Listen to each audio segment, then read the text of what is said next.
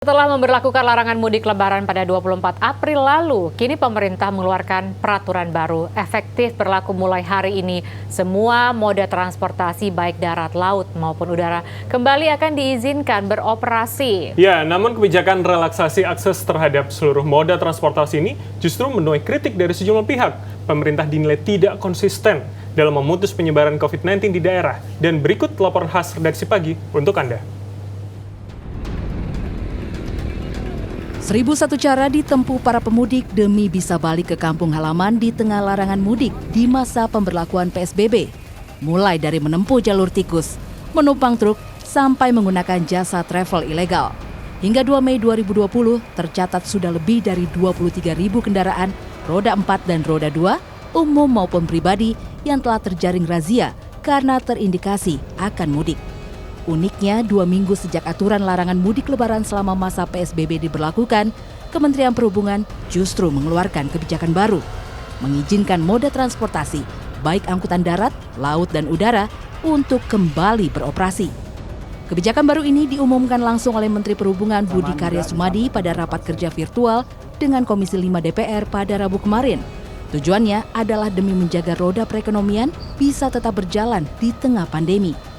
Relaksasi akses terhadap seluruh moda transportasi ini akan mulai berlaku efektif pada hari ini, Kamis 7 Mei 2020. Dimungkinkan semua moda angkutan udara, kereta api, laut, bus untuk kembali beroperasi. Dengan catatan satu, harus mentaati protokol kesehatan. Namun Menhub menegaskan relaksasi akses terhadap moda transportasi ini bukan untuk keperluan mudik Lebaran dan tidak diberikan untuk semua orang, melainkan hanya bagi mereka yang memenuhi kriteria khusus. Yang pertama adalah khusus bagi pekerja pelayanan di bidang pertahanan keamanan, kebutuhan dasar, ekonomi, serta percepatan penanganan COVID-19. Kedua, pasien yang membutuhkan penanganan medis. Ketiga, mereka yang berkepentingan mendesak karena ada keluarga yang meninggal dunia. Dan terakhir, untuk pemulangan WNI atau pelajar dari luar negeri untuk kembali ke daerah asal. Artinya, meski ada pelonggaran transportasi, pemerintah tetap melarang aktivitas mudik selama pandemi COVID-19. Langkah pemerintah untuk melakukan relaksasi transportasi ini langsung menuai kritik dari sejumlah pihak. Pemerintah dinilai tidak konsisten dalam memutus penyebaran COVID-19 di daerah.